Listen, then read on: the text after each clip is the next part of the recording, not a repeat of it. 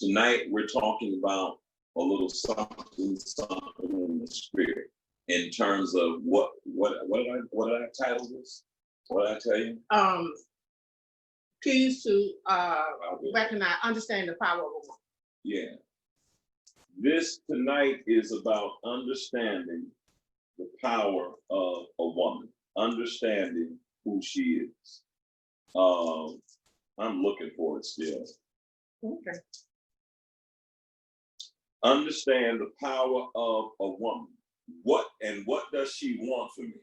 What does she want and what does she want from me? What does she want and what does she want from me? Wait for you to finish. What she wants is, I just need to be able to be focused. That's all that is. What she wants is what we're going to talk about. I took this from observing you. I learned this, and let's pray, and I'll just give us the why. Father, I thank you for this time. Bless it. Let us say something that will help both men and women understand the opposite sex, their mother, their sisters, and Father, let your revelation fall. And we have not practiced this, but we did talk about it. And I pray, Father, that we will say something that will extend a blessing to others, that they'll be able to breathe. We thank you, God. In Yeshua's name, amen. Amen.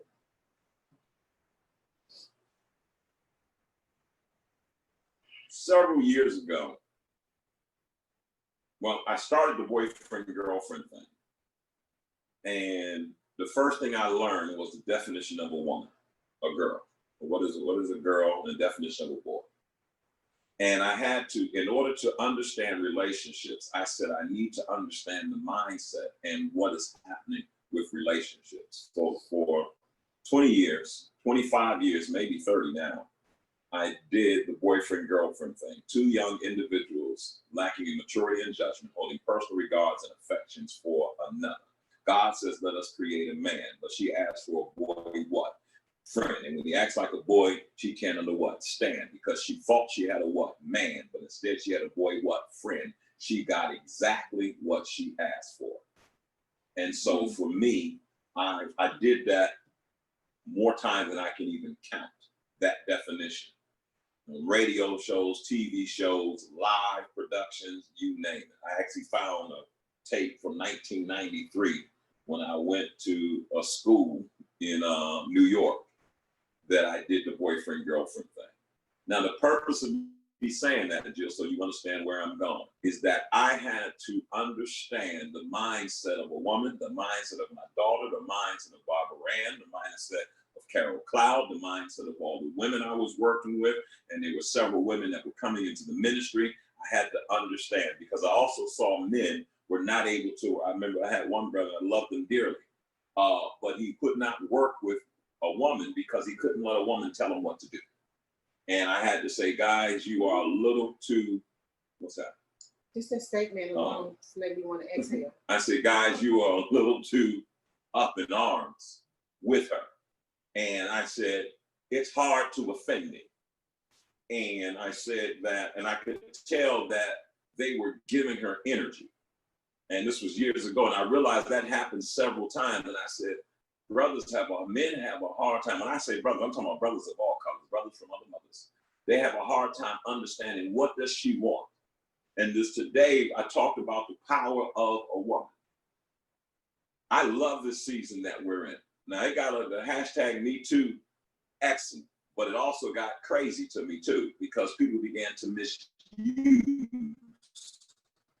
the power that they had. It was just to talk about the bare understandings of who she is.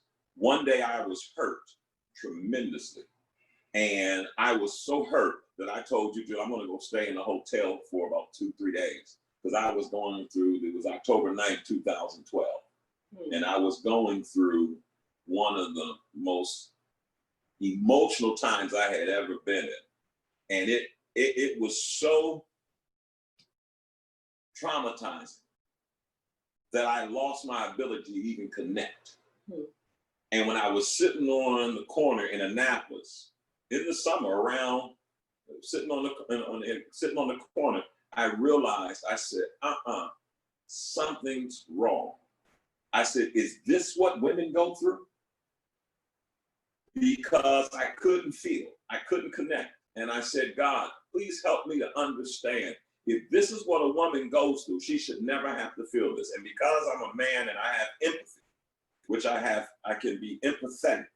I'm able to be in touch with my feelings. I'm able to be in touch with my feminine side and the part around in my heart that allows me to show empathy and compassion. It gave me the ability to understand women. And so that weekend, and it wasn't October, it was something else that happened. That weekend, it was a night you taught the Wednesday Bible study. And that week, I made a decision that I was going to reverse engineer the understanding of a woman for myself. And I went through every movie that had touched me, every television show that had touched me that was about women. And I went through every documentary that I had seen to say, God, help me to understand women so that I can dwell with them. Because there were several times I would have conversations and even with people like your assistants and that kind of stuff. And I would say, is there something that I said? I'm going somewhere with this. Is there something that I said that caused this conversation to go in that direction? Can you tell me what you heard? Because that's wherever we're going, whatever energy realm we're in right now, that's not my intentions. And that was also a part of my training. And so tonight, I didn't even know the words contact engineering, but I went through and listened. When you hear me thanking women and that kind of stuff, or people who helped out on the team, I went back and did reverse engineering and contact tracing. They go back and trace every person that you've been in contact with to see if you had the virus. Well, in relationship, I listened, I said, tell me about what you went through. And I had every woman that I could talk to who I could trust that would be very honest with me, share with me what they had experienced and who they had contacted and where they learned. I said, because I finally understand there is a thin line between love and hate, and you have to understand how to love.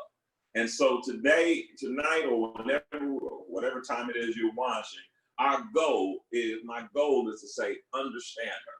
Behind me, I'm going to talk about the journey of a woman and relationships and a man, and hopefully we'll share something. What I bring to the table is a male understanding, and I'm not saying that I speak for all men, because I don't.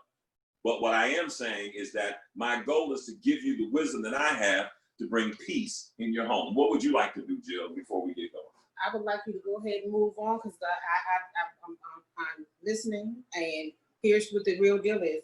This is your perspective, okay. Not the whole thing, but what you just finished talking about is your perspective. And so let's get to where we were going to start, slide. And then I can jump in. Right behind you. Born in a war zone. Born in a beautiful world war zone. She was born in a beautiful world war zone. She had to skip living and learn to survive. I had to understand that her ordinary world was a world of war. And as a girl, she was subject to a male chauvinistic world that set the world against her. And she had to learn to skip living and learn to survive. And let me say this so you'll understand from this perspective. You didn't know this. You didn't know that you were surviving. This is what you get to share. But I want you ladies to listen. You don't know that you're not living. That's why these something these relationship. That's good stuff. Seminars or workshops or Zoom discussions are so important, because oftentimes survival that has become the norm. So abnormal can be normal until you get to a place and you hear or you awaken by a light, the truth and a light that tells you, no, that's not living, that's surviving. Right, and so that's very good. The abnormal became normal, but if nobody pointed out to you, you never knew.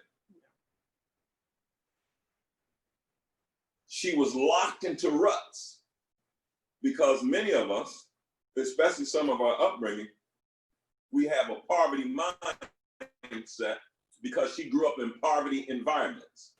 And some women, the women that I was working with, and they were locked into ruts. And so it made their upward mobility impossible. They wanted to go higher, but they didn't understand I was stuck in a rut. And one of those ruts was indecision. They couldn't make decisions. They couldn't go ahead. Listen, I know women who were raised in a house with loving fathers. Because sometimes women think, oh, I was in this poverty mindset because I was poor. They weren't poor, but they still, where did we all meet? Even though we came from different backgrounds, we all met where the surviving looked like living, and the insecurities. Now, the different things that people did to survive, that didn't look the same. But if you followed and traced it back to its origin, there would be some seed of insecurity in there. I know women who have owned businesses. They've done all of that because they did have fathers and they did have upward mobility. But where we all met was somewhere along the line, insecurity, some sense of this is your place, and as long as you're in this place, you feel great. But I watched them when they got around a diverse group of people, and they were afraid, they were scared. All they knew was the neighborhood, and their neighborhood was not the hood. Right. And so I just want you, because there are people out there that saying, I'm telling you, I can go into this meeting, I can go do these particular things, I can go out there to my workplace, and I'm running things. Right. I can come home to a relationship and can't talk to them, and can't express myself. Don't know how to express myself without something welling up. And this is what we're hoping to help those areas to relax when you talk about the survival, when you talk about growing up in the system. Right. And so as we said, locked into ruts. Disillusionment with her world. When you're locked into a rut, you become disillusioned and concludes that there has to be more to life than this. And so I saw where a lot of women, young girls, 18-year-olds, 20, at whatever age they were, whenever, they got to a point that said, I can't take this. And their conclusion was, there has to be more than this. And it was true. And this leads to her hearing for the first time her voice within. When you become disillusioned and you realize, wait a minute, I've been living in an illusion, then she's now coming into a reality.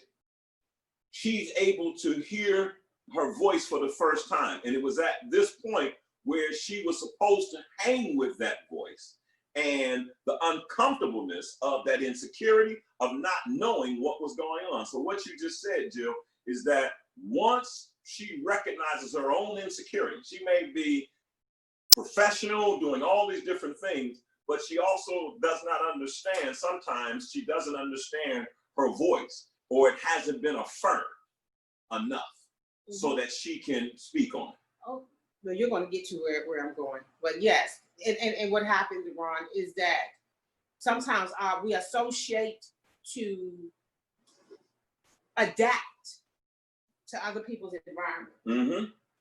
We're great adapters. We're great adapters. And sometimes, fathers can do this because they love the sweetness of the daughter. And, then this voice isn't heard, because where you're going to probably go is to, she gets this other cares so much about what other people think. Her call to adventure, she entered into a series and season of soul betrayals. SOUL. What happens is that if no one helps her deal with the betrayals as a little girl, the betrayals as a teenager, the betrayals as a young adult, the betrayals as a woman entering to this chaotic world, she'll enter into a series of soul betrayals. And these betrayals, who am I? That's the question she begins to ask. And when you enter in that, because you're now saying, I'm hurt, I'm confused, I'm going through, she says, I'm indecisive. So she asks, who am I? in her asking that question, she doesn't even understand that she's created a persona. And the easiest choice of survival, especially for girls, is people pleasing. Because they learn how to use their energy, but they're not able to beat a man. Not all women can beat men physically, but she learns how to move people with her energy. And people pleasing, if I do what makes them happy, then I can have peace in my life. And people pleasing became her way. People thought that she was nice and meek. She just never wanted to hurt anyone's feelings. You know, even as little girls, I'll tell you something happened. I took my granddaughter to a function, a graduation, you know, one of those drive-through kind of thing. And so before one of her little friends, and someone gave the little girl, they were giving her gifts, but somehow the little girl had a gift that was small enough to be in a bag, and just a small bag, and it was no bigger than that.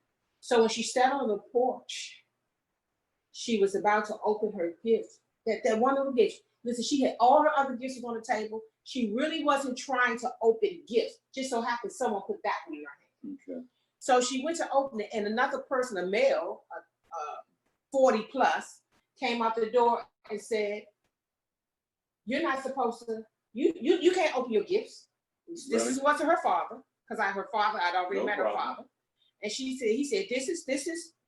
You can't open your gift. You know you're not supposed to open your gift." Now, my granddaughter does not understand why she cannot have a conversation. I wonder if anything to do with her memes and meemaws. So she said, it's her graduation, or it's her party, maybe something like that. The male said something, and my granddaughter said she can open her gift, but she didn't say it in a nasty way, and I just pointed. Oh, so the man said that to the girl, and she jumped in as an advocate. She jumps in and says she can open her gift. It's her gift. Mm-hmm. And I had to say, I had to point to her and say, why? Because she would have continued that conversation, and whoever brother man was, mm-hmm. You know, he had already come out with and I'm not saying anything bad about it. I'm just saying about him. I'm just saying he already come out, maybe chastising the girl a little bit for getting ready to open her gift. Right. And I'm saying, what am I saying to you? So that voice has to be silenced, because the world, the adult world, is so easily offended by a child who just said she can open. That's just what she thought. Had nothing to do with being combative. It was nothing, but this is how that voice, folks can't hang with that voice, because at some point there's way too much. Mm-hmm. Some point there's way too much pushing, mm-hmm. and discomfort from adults, and then children and girls learn, and even some boys, but definitely girls learn to be sweet. Someone else's definition of sweet. Every time someone saw her, she was always happy and upbeat, but this was pretense. She never showed her true negative feelings to those who thought they were in relationship with her. And so once again, if she's taught not to trust her own voice, I had to make a decision. I'm going to teach my granddaughter how to trust her own autonomy and trust her own voice. And so she was pretense, putting on this persona. She was mostly unaware of why she did this, but she was definitely aware of the cost she paid for not being her authentic self. The enemy to her is the voices that cause her to try to be something else than what she wants to be. And the goal of freedom is to get to your authentic self. Mm-hmm. She suffers a major life blow. And this is what happens in a lot of the lives of girls. They suffer a major life blow, and she experiences a dark night of the soul.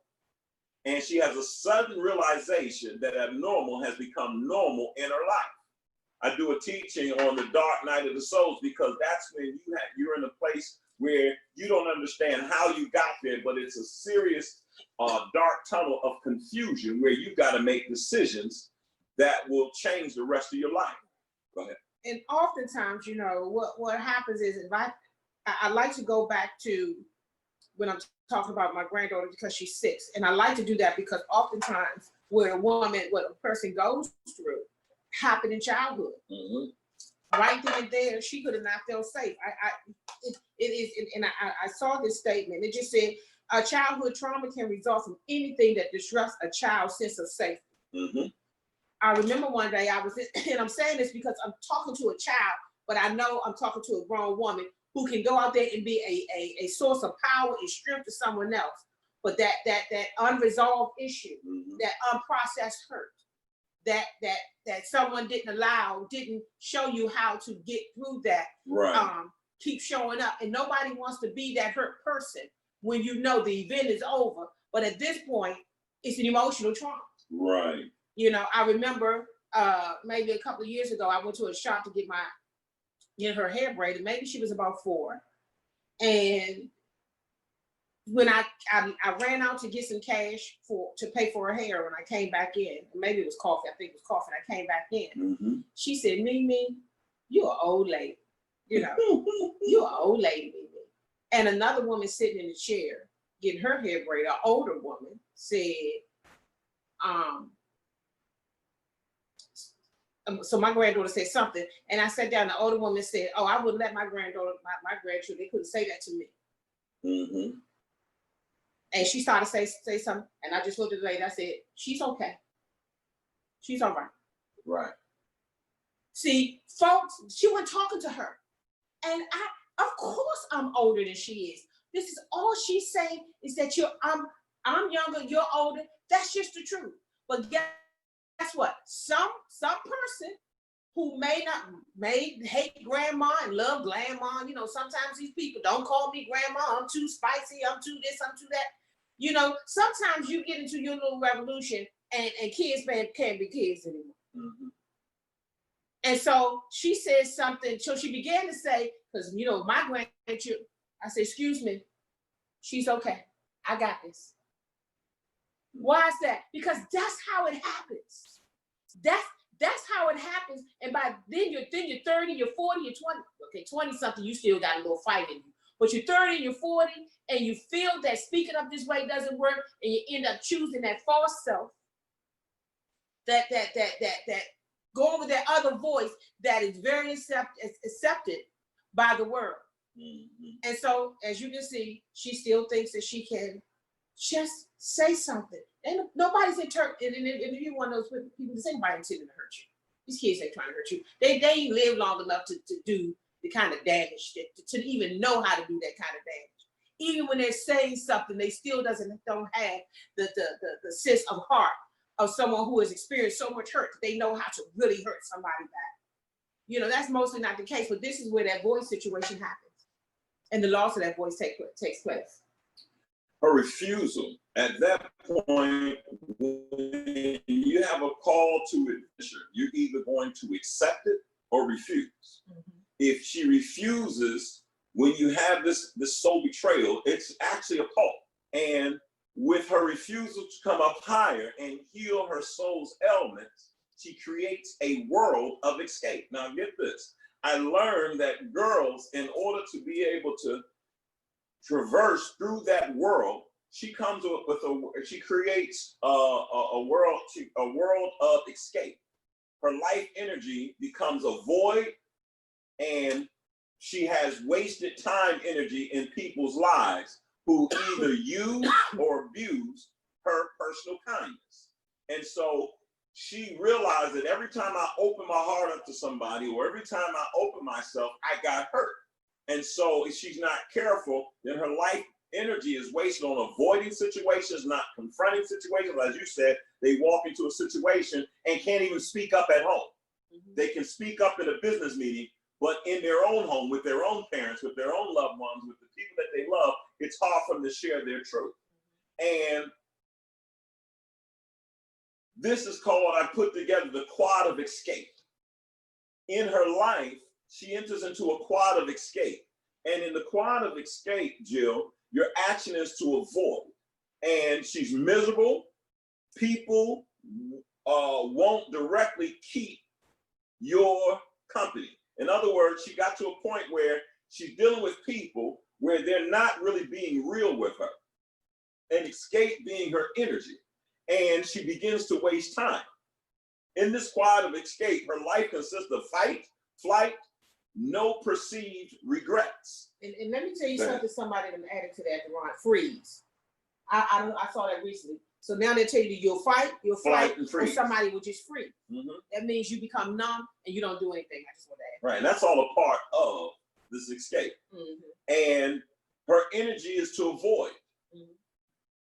But this time, instead of pain and hurt devastating her soul, she experiences a hurt awakening. A lot of women have, when they made the turning point in their life, they were hurt so bad that it awakened them. It awakened them that if I'm going to be in this world and I'm going to exist, I am going to have to be awakened, and they begin to see what they could not see. She develops the mantra, feel your feelings, think your thoughts. Feel your feelings, think your thoughts, girl. You said that for years, and it took me a while. I kept hearing you tell the sisters that. Feel your feeling, think your thoughts. Feel your feeling, think your thoughts. Go ahead. And because what your feelings are your first line of truth. Okay. Your feelings are your first. See, your feelings, because they're yours, your feelings are not the influence of anybody. It's you. Right. It's how you feel. Your thoughts can be influenced by other people. Your feelings could be affected by other people because you're triggered, but they're yours. Right. They're yours. And when we don't feel our own feelings, we are disconnected from our true selves. This is why you have to feel your own feelings so that you'll know who you are. Right. This is how I feel at this moment. You may not be that way. Listen, you may not be angry for the rest of your life, but if you're angry right now, you got to be honest with yourself. Right. I'm angry. I have a sheet upstairs. You know, one day I saw it the other day when I was searching my computer for something, and I was so angry that I just wrote, this is why I'm angry with Deron. And I typed out everything, and I did not censor myself. I never gave it to him because it wasn't. Hearing this? I never gave it to him because it wasn't about him knowing that first.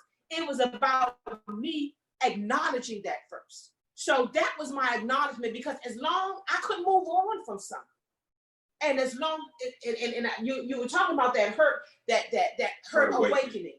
Well, it can be a hurt awakening, or for some people, it feels like a re-traumatization of an event. And when that is the case, then you have people who just can't move on, and they keep saying, every time I get with somebody, they hurt me. No, every time you get with somebody, yes, some people do, but some people just touch that wound.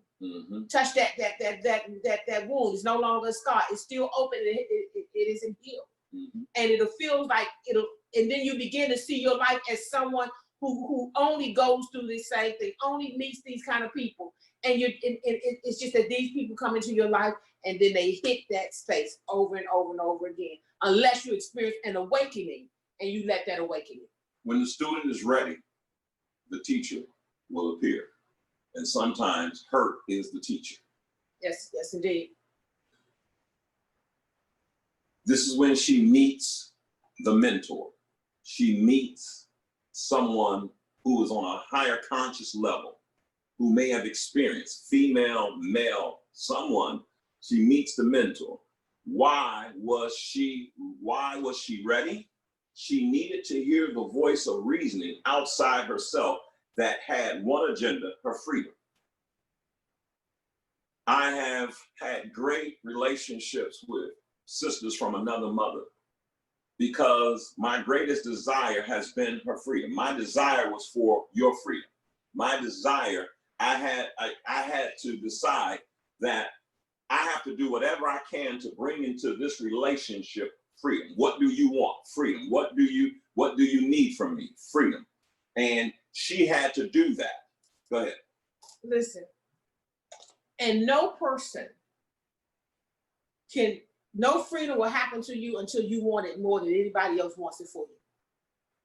See, this person, you need a safe space. You need somewhere to start, right. But you can't live there.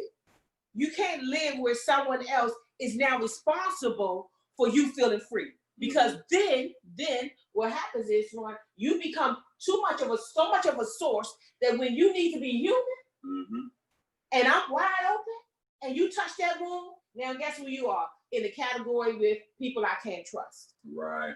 Okay. So it is very important that you know that you want it. You want it. You cry out. You want it. You invest. You do whatever it takes. One of the statements that I had to make on the front end, I got this from this book called The Praise and Rejection of Man. It's a little teeny, small, very small book. Many years ago. And the statement that was in that book was this: it's nice, but it's not necessary. Right. And so when it came time to get freedom and to be wakened and to get past the hurt, and what I put, and get to that voice of reasoning that you was talking about. See, I had to not think that everybody was gonna make the space so safe for me that I wasn't gonna feel a bit of intimidation, a bit of rejection, a bit of emotional disturbance, because they're not me. Right. And sometimes you catch people at a day when they're going through their own stuff and they just are not able to spread out their carpet and be so focused on you. And I had to tell myself when it was time to talk so that I could maintain my change. Okay. You may have helped me get there better than other people, more understanding than other people, but you could not maintain this for me. I had to take ownership of this space that I wanted to live in. And one of the things I had to tell myself that, Jill, if Deron or someone who you want to understand you so badly, if they don't get it, know this, and they don't understand you, it is nice if they do, but it is no longer necessary. Okay. It is no longer necessary that you see it exactly the way I see it. There's no longer necessary that you get it so right that I never feel that old feeling again. And I had to say that to myself, not to you. That's nice, but not necessary, because that's me working on someone else. No. I had to sit with myself and say, Jill, grow up. Grow up. Everybody they're not going to get it on the first try. They're not going to respond to you exactly the way that you wanted them to respond to you on the first try. It may not happen for the 10th try. It would be nice if you could, but it is no longer necessary for me to breathe, me to feel I have the right to breathe a certain way. Only when you say the atmosphere is breathable. No, but it's not necessary. And until you own your freedom. I'm not telling the name of the movie, but we looked at a movie because I want to look at relationships. And I saw that this one actress, I told you this morning, I said she played the role of, she understood that she was in a relationship that was controlled. And she had lost her autonomy. And she was doing everything she could to please this brother. But in trying to please this brother, she was displeasing everybody else around her because she was trying to measure up. She was, on my back to the slide, she was able to recognize a pattern. Life was sending her a message, but she was unable to hear it. She lacked discernment, because a lot of times, unless you discern that this hurt is a stepping stone, this chaos is a doorway to take me to the next portion of my life. What was my pattern? My pattern, Deron, was this. When I got to the point where I didn't want to go through that door because I thought the strength of the hurt was so bad, I would say, oh, it doesn't matter. No problem. You sure? I would say, oh, no, don't worry about it. Oh, but when I walked away, I had all kinds of conversations in my head. And I began to not value something. I wanted you to value something that I wouldn't expose to you. That's it. I wouldn't expose you. So you could not know how important something was to me if I froze and I cut it off right when I thought that feeling was going to come. And a good part of it was because I said to myself for so long, If somebody takes me there, I don't know what I'm going to do. I can't take that. If this happens, I can't take that. And every time I said that, I would go to that door and I would not go through, because I told myself for so long that on the other side of that door of being misunderstood, not being heard the way I want to be heard, listened to but not understood and agreed with, I decided I don't know who I'm going to be on that other side, because I'm not there, but I'm present, I'm right here, and I'm going to go ahead and try my hand and do what I have to do right where I am. The realization scared her, so her mentor, who was acquainted with supernatural, had an Elijah moment. I was touched by the scripture in 2 Kings. We read it this morning when we did the sermon. You need water? I have water right here. We did the sermon. Mm-hmm. And the realization had scared her, and her mentor was acquainted with the supernatural. He had an Elijah moment. An Elijah moment is when he looked at his disciple Elisha, and Elisha had come outside and seen all these horses and these men, and he got very scared. And it says, and in 17, then Elisha prayed and said, Lord, please open his eyes that he may see. And the Lord opened the servant's eyes, and he saw. And behold, the mountains were full of horses and chariots of fire surrounding Elisha, because Elisha was going through. And the mentor said, there's more, and I don't know if it's on this one. Yeah, and the mentor said, there are more with us than there are with them.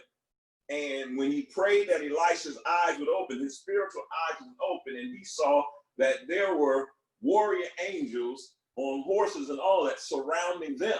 And so they understood there are more with us. And my Elisha moments have always been, I remember one time, I had this one person, she's a great sister of mine, and she was doing this to her brain. And she said, if this is love, I don't know what love is. I don't understand. And she was tripping out. And all we were talking about is what she was going through and what was happening. But she could not understand. And I just said, pray, God, please open her eyes so that she can see the true value of loving herself. Open her eyes equals open the eyes of her faith. All she could really see was suspicion and the possibility of danger and fear.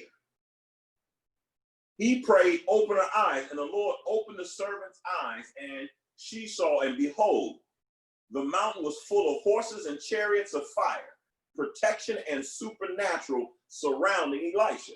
She has to understand, we have to understand there are more with us, and you have to understand, my sister, that sometimes you must see that, yes, I'm going through, but there's help here for you. And it comes in the form of your eyes of faith, which is belief. And trust. And trust.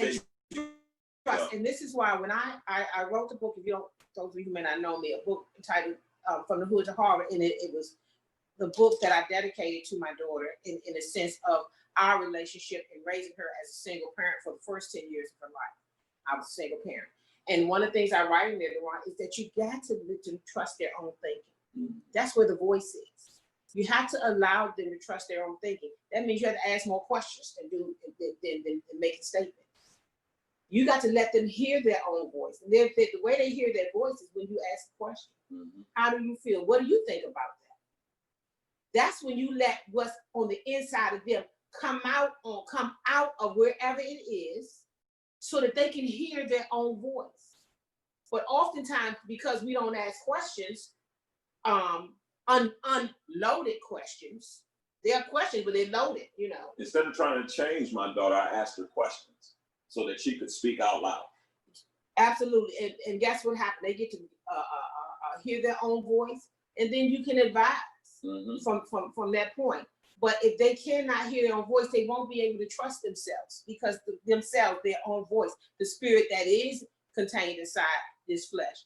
And that's important, because when people don't trust themselves, people are always looking for somebody to trust. I told you when I went to the prison, when I went to do a workshop, a class at the prison, And I went first to do like a town hall with the ladies, maybe a month or so before I began.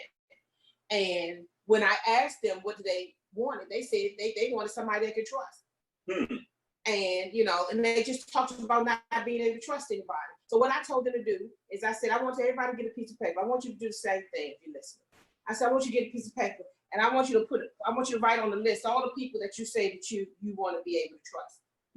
And they gave me a list. And here's what I was able to tell them. I said, my problem is that your name is not on your own list. Why isn't your name on the list of the people that you want to trust? And right then and there, I believe something was open. Because the eyes of their faith, their heart, their eyes were open, and then we could have a regular conversation. So you're saying that they made a list, but they were never all the people that they wanted to trust, but they never put their own name on the list. And this is how unconsciously we live. So we live trying to get strength outside of ourselves because you didn't put yourself on the list as somebody who's not going to let you down. They had a list filled of all the people who let them down or who they didn't want to let them down. I said, I want you to put you on that list. There you go. That's it. And why is that? Because it's going to now open your own eyes and you're going to learn how to trust yourself. And now you'll be ready to have the conversation about what does it mean to trust myself. Her perspective was changed in an instant. She saw that her life was a journey and each event was a part of her road to triumphs. Some of those sisters that was in that prison, when you asked them that question, that was life-changing to them because they realized, wait a minute, I didn't include myself. Absolutely. And because you wasn't taught to include yourself, you were taught that someone was going to come rescue you. Okay. If your father left you, then you found a man or same-sex partner, it doesn't matter. Folks lean on whoever they can lean on. And so whoever it was, but the bottom line is you still keep leaning on this person and trusting this person to over you being able to trust yourself. Right. And being reliable and being able to count on yourself. That's a lot of work. She saw that her life was a journey and each of them was a world of trial. The Lord will fight, what you're saying, the Lord will fight for you. And you have only to be silent. Trust in the Lord with all your heart and do not lean on your own understanding. In all your ways, acknowledge him and he will make your paths straight. Now listen, how do you trust in the Lord? Because some people will say, I read Proverbs every day. I'm telling you right now. Okay, I'm going to say this because hopefully all the adults are watching. You know those priests that was touching them boys? And the people who touch in churches who touch boys, guess what? They was reading Proverbs and reading the Bible too. It doesn't change you unless you live. It doesn't change unless you live and understand what you live. Right. So when it says trust in the Lord and lean not on your own understanding, when it tells you to do that, what does that mean? This is where people hit a wall because those are words. And those are words that anybody can pick up and fly with. But how do you live delivered? How do you live that? And that's a journey in itself. The season in every person's life,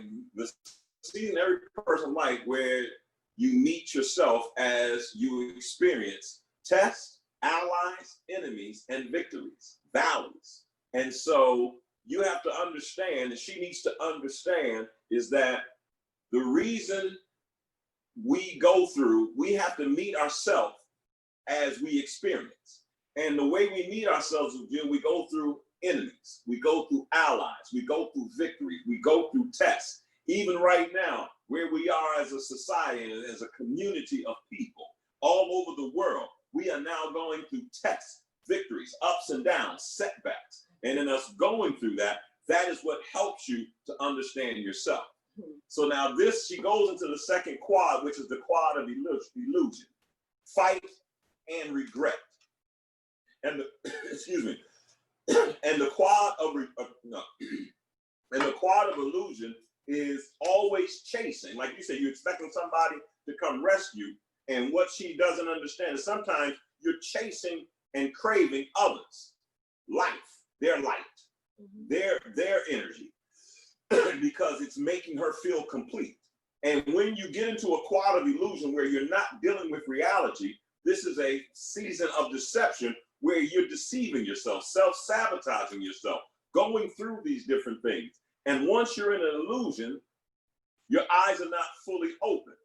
And I've seen where sisters, the energy is spent on avoidance and never wanting to be hurt again, as opposed to saying, do something with this hurt so I can be better, not bitter. Listen, I said this in an Authentic Woman Conference. I'm going to paraphrase because I don't have the slide in front of me. But listen, when you don't know your giftedness, and I'm going to define that as how you impact the world with your unique energy. Okay. Your unique energy is you perform. That's how you impact the world with your unique self. When you don't know that, because you said who I am, right? When you don't know that, what people tend to do, this is why there's so many groupies. Then you find someone who does know that about themselves and you try to connect to them. Mm-hmm. And by osmosis, you think, if I can stay around this person who knows who they are, that's it. Then I am in the space of, that's it. You know, who I'm in that space. Right. No. That person that should be an inspiration for you to want to know, what is my unique way of impacting this world for change? That's it. What did I come to do? Because you got that breath in your body for some reason.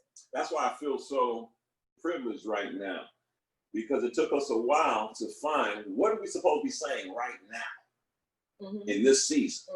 And we had to make sure that we were open to what God was saying. Once you are in that season where I just talked about deception, she finds herself chasing trends, winds, and the light of others. When you know your why, you know your way, and you're able to walk in your purpose. When you don't know your why, your life is out of position. Now, you put me on this page of understanding your why maybe 2 years ago. And when you put me on this page, I went through to start understanding. I said, well, that is the question. Why am I doing that? And you would say, when you don't know your why, you don't know your way. When you lose your why, you lose your way. Why, you lose your way. And you don't know your purpose. And that's when your life is out of position. Absolutely. And this is why when I did a why conference, I did, that was my next phase, a wonderful awakening for me. And that when you don't know, when you're out of touch and you're numb, when you're not connected and you're disconnected, a house divided against itself, right? That messes with your decision making. So now you're saying yes to what you want to say no to. You're saying no to what you would like to say yes to, because you're out of touch with you. And so we get a pseudo sense of connection, right? Because we get married, that's a connection. We have children, that's connection. We have friends, BFF, that's connection. We connect in all those different ways and still not be connected to ourselves. See, that's what it means to me when it says love God first. Right. To love God first, I have to love me. I cannot say that I hate me, just like I can't say I hate my brother and love God. I can't say I hate me and love God. I can't say I love you because you God creation, and so am I. Right. And so am I. And so we have all these things to inspire us, and the goal is for them to drive us back into a space where we dig way deep inside, where we're honest enough with our feelings to discover, and this is what I had to do. After years of having different voices, years of different opinions, years of being in different spaces, I couldn't tell my voice of wisdom from other people's voice of wisdom and opinion. I didn't know which one was mine. So this is why when they tell you to mindfulness, you know what that means? Be mindful of what's going on right now in this space. Yeah. What it says is be in contact with your breathing, how you feel. And I listen, all of those things, what are they going to do? They're going to help you distinguish your voice from the voice of others, so that you can trust yourself, because you trust others. It was something I trust other people's gut feelings, but didn't trust mine. Being out of position puts you in the company of scorpions who must sting and wolves who must hunt. A lot of times I've seen girls get out of position because they couldn't face something, but they don't understand that changed the path of their company. That changed the path of who they were with. And if you're unaware, you deal with people who will sting and woo with wolves who must hunt. You got something to say? Go ahead. Yeah, let me tell you something. Your spirit is always trying to keep you alive. Your heart, just like your natural parts, are always trying to keep you alive. Your heart is beating because it wants you to live. Okay? Your organs are working because they want you to live. Your organs don't just die. They fight to live, and then they die from neglect or abuse. But every part of your physical self is working for your good. You understand? It's the same thing with your spirit. And what I've learned in life is those wolves had a message. Those scorpions had a message with them. And they were bringing me, they were showing me what I could not see. See, I learned about that. My temptations, your temptations will reveal your goal and your wisdom, right. Your call. If we use the Bible, we talk about how Jesus was tempted. How was he tempted? He was tempted to do miracles, but do them not in accordance with God's will, but doing to prove something for ego's sake. Right. Turn this, since you're hungry, turn this rock into bread. He was tempted to do what he was called to do without being connected to the real source of why you should do those things and the purpose of those things. It's the same thing with you. That same temptation, all of the things that you are being tempted with. If you were around somebody, and I pray that I get to my online school, I've been working on it, Be Free 365 learning experience, because I want to be able to do this, not in this kind of hurry, meaning because we know we're just talking, but in a systematic way that you keep pulling those legs back and begin to see that I'm telling you, your spirit is working for you, and all those things that's coming to your space, they come into your space with a light message. And if you were to discern what the thief is trying to steal, then you'll know what you got. When somebody come to take something from you, they can't take what you don't have. They're trying to take what you do have. And sometimes people will expose you to the fact that you got a whole lot more than you think you have, because they come and they show you what they see in you that you can't see for yourself. Right. She no longer saw everybody as people. Her trials taught her there are people and then there are shapeshifters. She began to understand blood-sucking vampires, people with wolf intentions. See, you sometimes you think you know somebody, and because I've had to have empathy and deal with men, I began to understand men can shapeshift. They can present to you who they want you to think who they are, and the con is called confidence. They can get your confidence, but you didn't understand that the shapeshifters play a role in your life, because they shift shape, and when they shift shape, you end up saying, I saw one day, I went to the airport, I got off in Atlanta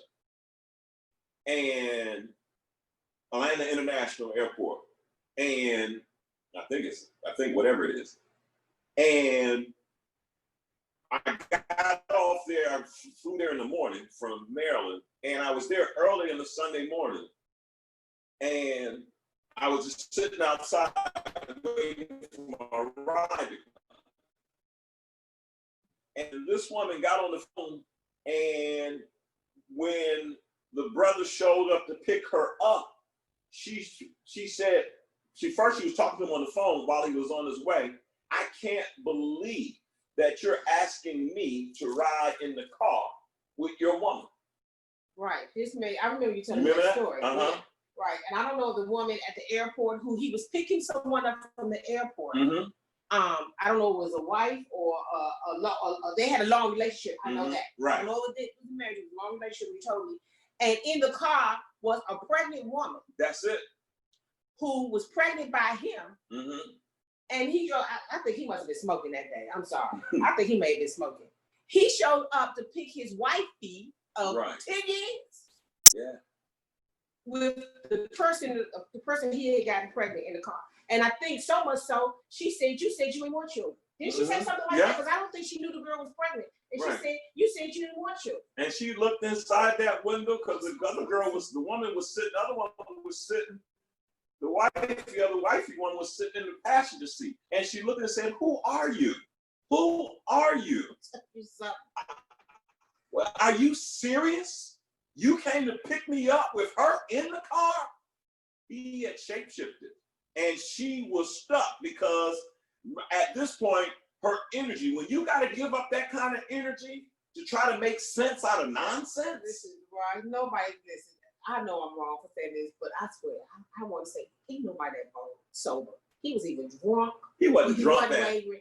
6:30 in the morning, 7 o'clock. I can't imagine. I would have sent an Uber, Lyft. No, once we know that we have you, once as a male, I know that I have you.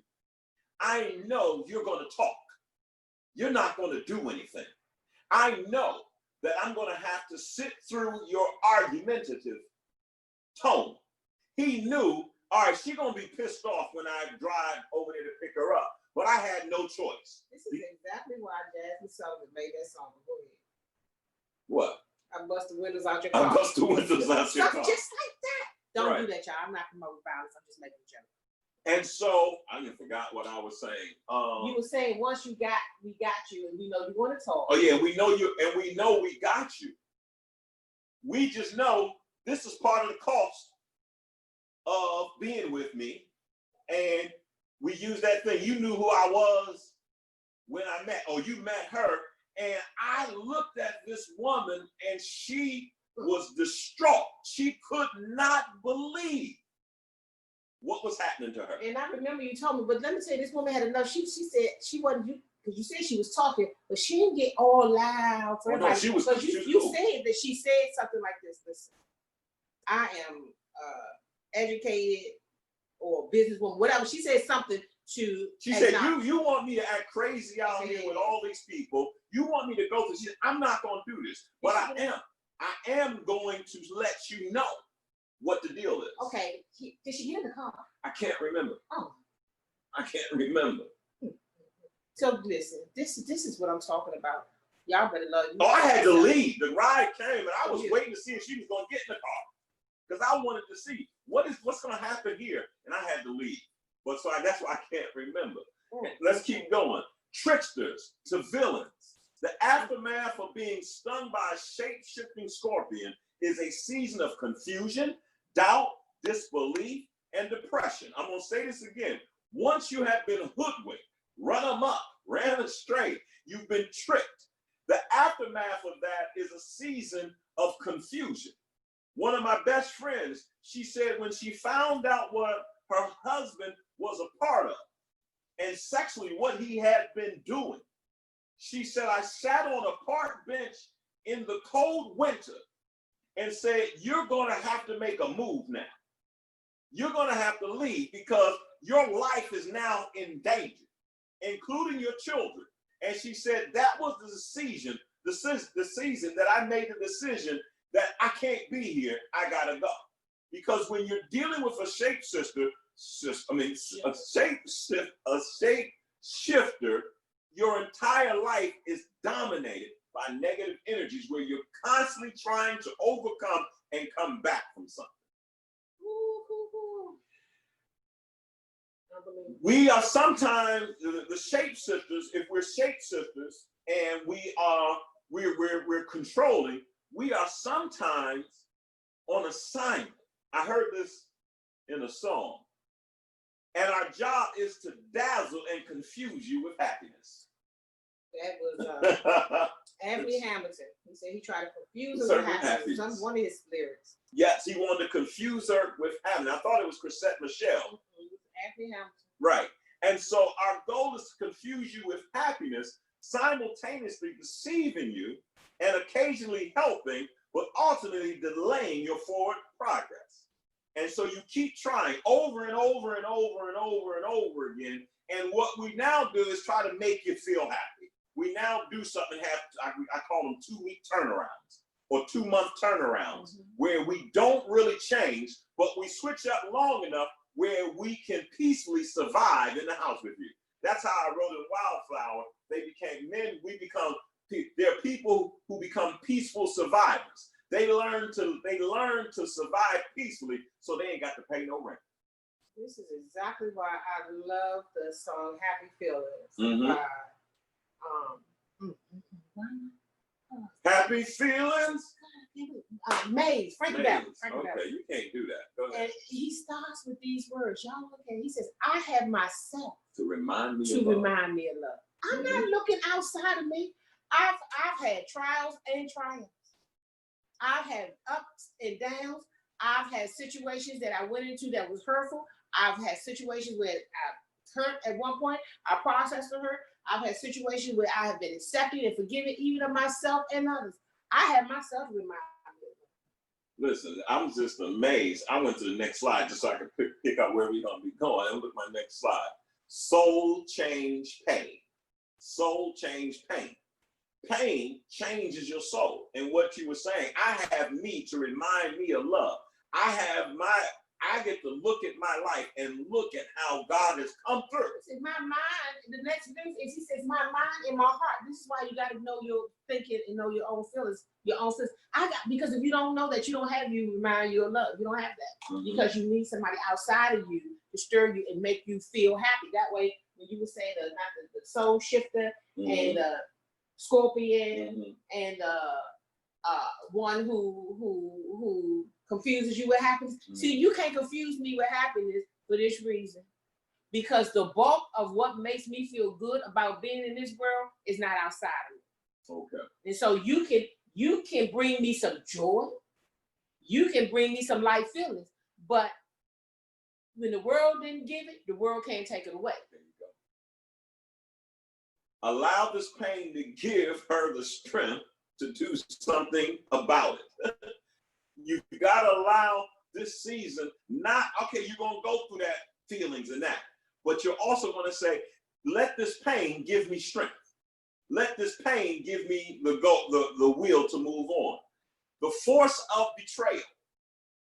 Experience all her emotions from the past she had been running from. Once you get betrayed, hurt is not just what you're going through at that moment. When you hurt, you're also hurting for all the other moments. That's why sometimes when people say, you don't know what I've been through, because all that energy is cumulative. And she experienced all of her emotions from her past and what she had been running from. That's the force of betrayal. Go ahead. Go ahead. It's a question I wrote down. In agreement with distractions, she had been adrift. Drifters don't think about themselves. They follow the trends and allow themselves to be controlled and manipulated outside their mind, thus away from their essence. Once he gets you acting out of character, he has accomplished his goal. And his goal is his own happiness. She wanted a man, but did not understand underlining the underlining male, there you go. She wanted a man, but she did not understand the underlying male current that was set against her since birth. There's a current of energy that's set up against you. They call it male chauvinistic, whatever you want to call it. They call it male pride. They call it ego, whatever it is. They call it the church. A lot of the church can be set against women. And I did tell y'all that my friend went to a function 2019. Oh, yeah. Okay, go ahead. She went to a function, some local pastor. I live in the Washington, D.C., Maryland, Virginia area. So when I say local, I'm talking about pastor did a function at a public place. And then when he was done, and the band or whoever he had there entertain the people was done, he got up there to just kind of do his hoo-ha talk. He said, he shared that he leads a group of women. His wife was standing right beside him. He leads a group of women, and he said, this is what I tell them. You need to shut your mouth, close your mouth, and open your legs so you can get a word. I tell you, I have not wanted to hurt someone. I did not want to. I hadn't felt that kind of anger. And I just said to my friend, because there was a whole bunch of pastors and their wives in there. This was a pastor who did this. And all his pastor friends were there. I said, did anybody say anything? Did somebody get up and just go stand outside and not going to breathe? Just some sense of, oh no, you didn't. You know, because sometimes as women, we want to be polite. We don't want to be the loud one in the crowd. That's why I'm glad I wasn't in there, because I don't know if it would have come out of my mouth and it would just been too late to grab it back. Right. And but so somebody that male said that current, in 2019. and that's the male current. I'm talking about that underlying current of energy that causes you to fleek out. Her empowerment is always some male's enemy. Why? When a woman truly understands her worth, her world changes from tolerance to not settling for anything less than what she knows she deserves. I'm going to say this again. When I reverse engineering understanding the women in my life and how I was going to have to love them and dwell with them, a woman truly once a woman truly first of all, your empowerment is the male's enemy.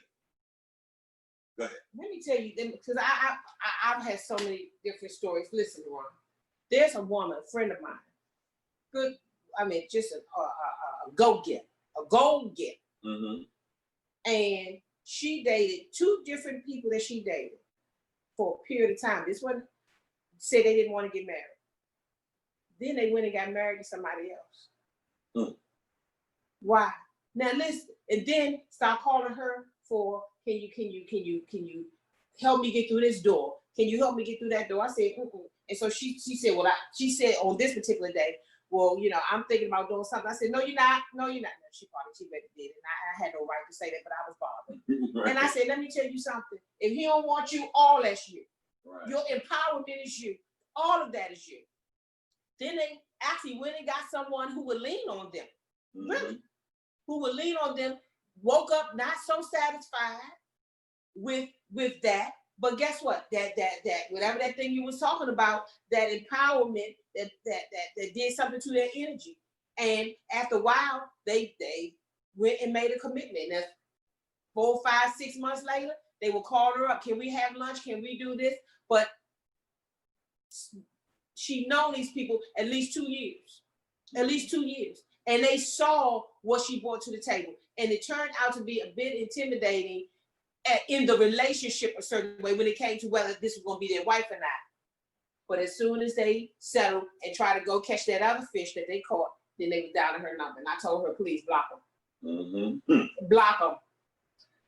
You got to get out of tolerance and settling for less than what you know you deserve. You deserve better. And you deserve better. Know this, if your empowerment is always some male's enemy, you must understand a male's enemy is often his mindset, and not you.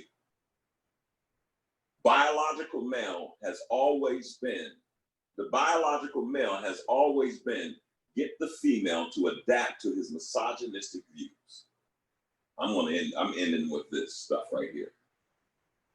If you tolerate misogynistic, where you tolerate controlling views, manipulative views, cut my meat up for me views, serve me, I'm the man of the house, all these different things, if you fall for that, you must understand that your empowerment pisses some people off, especially males. And our mindset, when we don't know who you are, I was your enemy because my mind was my enemy. My mindset was my enemy and not you. Because many of us flow under the biological male, meaning boyish energies. When we are a child, we think like a child, we act like a child, and we love like a child, and we behave like a child. And when you have a biological tendency to stick with your biological drives, then you can't transcend to the spirit. I want to tell this brother today, and I'll tell him later, hopefully he gets to look at this. Love is spiritual. The natural man must become spiritual. if he's going to go to the next level in his relationship. And the test of my relationship, my love for you, is the spirituality of what we have experienced. Our love is spiritual. And if you don't become spiritual, then you can't love the way you need to love, because your love is like the Holy Ghost. Talk to me, I'm done. Well, one of the things you said, let me make sure I can get back to this. Put my glasses on. When you were talking about the energy and your upbringing and the misogynistic part. Listen, ladies, someone may ask, what do we do? How did we survive that? Because he just told you that he wasn't always this open-minded, you know, and we learn where we live, right? And so your upbringing, whether it is how you thought about yourself or how you thought about women or how you view the world, every one of us come into the relationship. We all bring that into the relationship. Right. And what I had to say to myself, first and foremost, again, a couple of things that helped me along the way. This is nice, but it's not necessary. And I was determined to know me. Right. I was determined. Okay, thank you. I was determined to know me. And you're in a relationship right now, and you're saying this is my relationship, but there's some good sides. But this one thing, this is where I'm stuck. And this one thing keeps bothering me. Well, just know this: whether it is you and a man, you, whatever your partnerships are, you and your children, you're going to have to grow together. That is very important to know that you're going to have to grow together. One of the lessons that I taught for the longest time was this: how to love someone without losing yourself. That's your goal. That's your goal. Because at first of all, in order to not lose myself, I was combative. Okay. So only way I would fight for my existence was to fight you. Right. So I had to find out, how can I love? Because I didn't want to be in a world where I felt like I was hostile inside. Right. So I began to do the work on how do I love other people and not lose myself. Well, first of all, I had to know myself, and I had to take the time to do that. And then I had to learn that when other people didn't understand that this was important to me and didn't understand me so well, I learned that, okay, and he's not supposed to know me as well as I know myself. It is when I do that to me, it's the highest crime is for me to do it to myself. Right. Other people are going to be in their spaces, may be dysfunctional in this area, very functional in another area. I mean, this is just a human journey, and we don't always get along. We don't always agree. We always get along, right, because we get along and we move past, but we don't always agree. And so if you're watching this and all of what you just heard has brought you to the breaking point, watch your pattern of, be careful with that pattern of, this is why I don't trust nobody. This is why I don't care. No, you can love somebody and not lose yourself. You just, again, I can't wait to get my little school going, because you have to know what things to invest in yourself. None of it is natural. You can't do your hair enough. You can't you can't have enough clothes to win this war. This war right here is one when you understand who you are, your spirit, the unseen parts of you, your truth, your voice. Those things are heard, but they're not seen because they're spiritual things. And once you take that journey and as we said, and you are mindful of who you are, you're breathing, when you're upset, when you feel good, you can now begin to store up those kind of things in your storehouse as your commune and your connection between the creator and your organic self. And after a while, you'll know where to put people, and you'll know what space they cannot come in. And let me tell you, pay somebody. Don't put it off another day. Pay somebody to do what you need to do for this class. Mm-hmm. I know you know this. Go to Taskmaster, TaskRabbit, and pay somebody or pay them and say, this is what I need because that's what I have to do, because people got to get free. Absolutely. And just let me add this one little piece. See, this right here used to make me forget. But here's this one little piece. I have so many things to say that the problem is I gotta, so it's my disorganized thoughts are a bit in the way, but I'm going to take your advice because I'm going to take your advice and I'm going to search that out, because absolutely, I would love to do it because I know what it's like to be on the other side. And I know what it's like to joyfully be able to love other people and not lose myself. And let me tell you what I saw when I said that. Pay somebody. I know what your desire is, and you've been talking about it for quite some time. You don't have to waste time trying to create everything. Just sketch out an outline. I want to see this. I want to see this. I want to see this. And then talk to somebody who knows the system, and you can tell them and you can get it done because it's 365 be free, and people are waiting. Be free 365 Be free. Learning experience. There you go. And it's a learning experience. And so absolutely, y'all, anybody want to pray for that? Pray I'm for gonna my say, beautiful mind. y'all pray for her, It's a beautiful mind. You know, but she's got to stop. I hear so many things. I see so many, but anyway, coming soon, coming soon, coming soon. Coming soon. I'm speaking it out. Coming soon.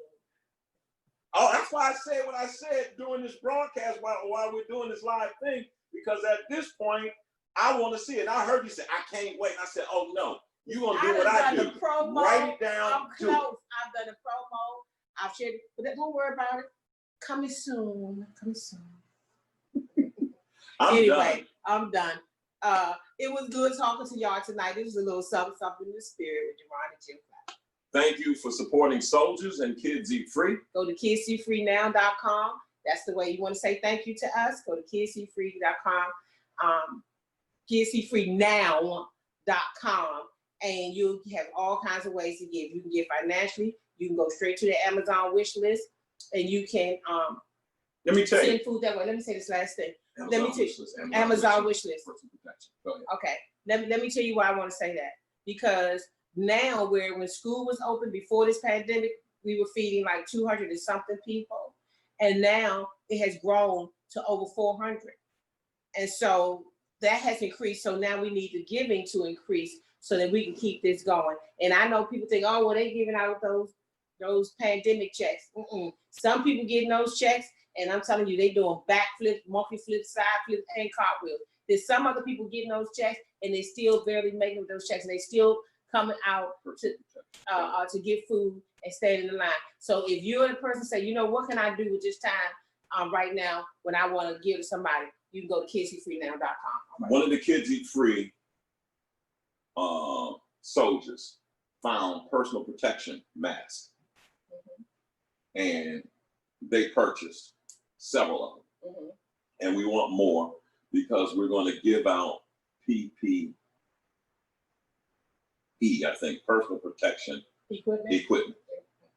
And so when you give to Kids Eat Free, it will help us. We bought masks, and we're also giving out personal protection for someone for the shield. That's what I'm trying to say. Okay. The actual shields.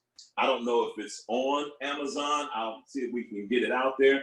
But I'm asking you to please support Kids Eat Free because that's what people need. And this person came across these things because they're always on the prowl looking. And that's what we're going to do.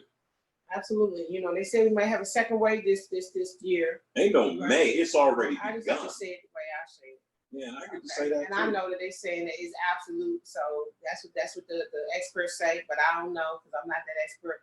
So we're going to follow them. And what I'm trying to say here is, listen, if that's the case, let us not. Some of us was late in February, March because we didn't know. Right. But now everybody worldwide, you're being told, okay, this is going to show back up with the flu.